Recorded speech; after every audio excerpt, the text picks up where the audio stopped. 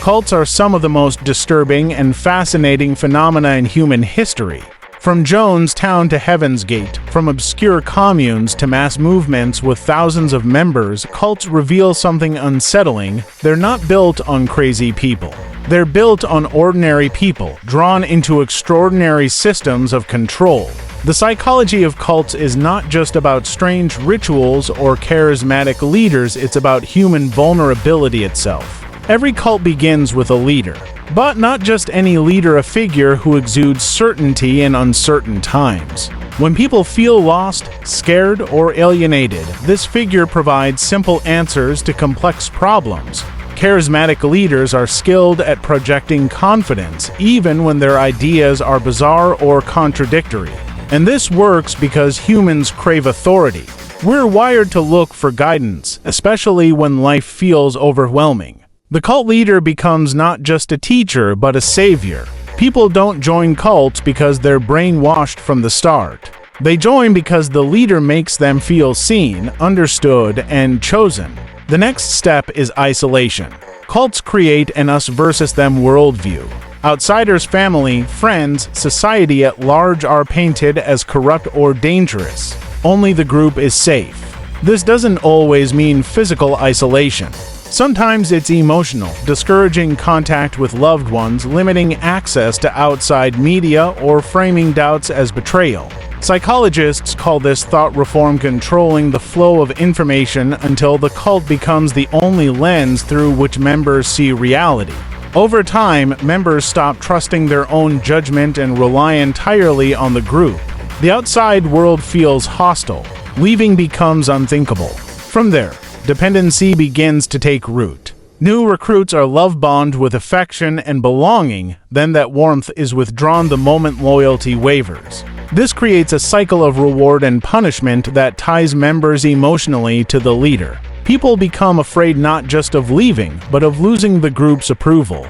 Dependency deepens through cognitive dissonance. When someone has given up money, time, or family ties, they can't easily admit it was a mistake. To admit they were deceived would mean admitting their sacrifices were wasted. So instead, they double down. The more they lose, the more fiercely they believe. Inside cults, doubt is dangerous.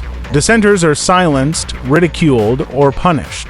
This creates groupthink, where the desire for harmony overrides individual judgment. Members convince themselves the group must be right because everyone else seems convinced. In many cults, members even police each other's thoughts, reporting doubts to leaders before they can spread. The community becomes self-sustaining, a closed loop of reinforcement. But the question remains, why are people drawn to cults in the first place? The answer is simple. Cults exploit basic human needs: the need for belonging, the need for identity, the need for certainty. In a world where many feel isolated or adrift, cults offer community, purpose, and clarity. They don't just demand loyalty, they provide something that feels like family, like meaning, like truth. And it works because these needs are universal. Cults don't recruit weak people, they recruit human people. History gives us chilling examples. The People's Temple, led by Jim Jones, began as a progressive church promoting racial equality.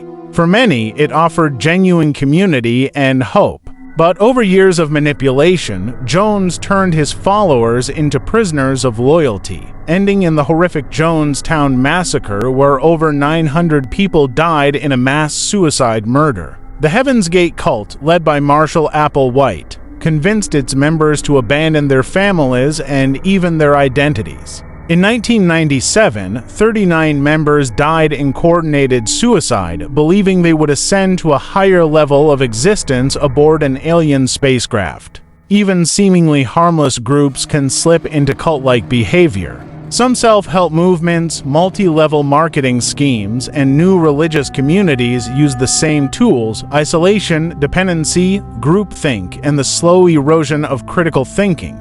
Cults force us to confront uncomfortable questions about free will. If people can be persuaded so completely, if their reality can be reshaped by charisma and control, how much of their choice was truly theirs? Are cult members victims or participants? And if our basic psychological needs for belonging and certainty make us all vulnerable, where is the line between devotion and manipulation? Cults also reveal something about society at large. If so many people are drawn to them, what does that say about the structures of mainstream culture? About loneliness, disconnection, and the absence of meaning?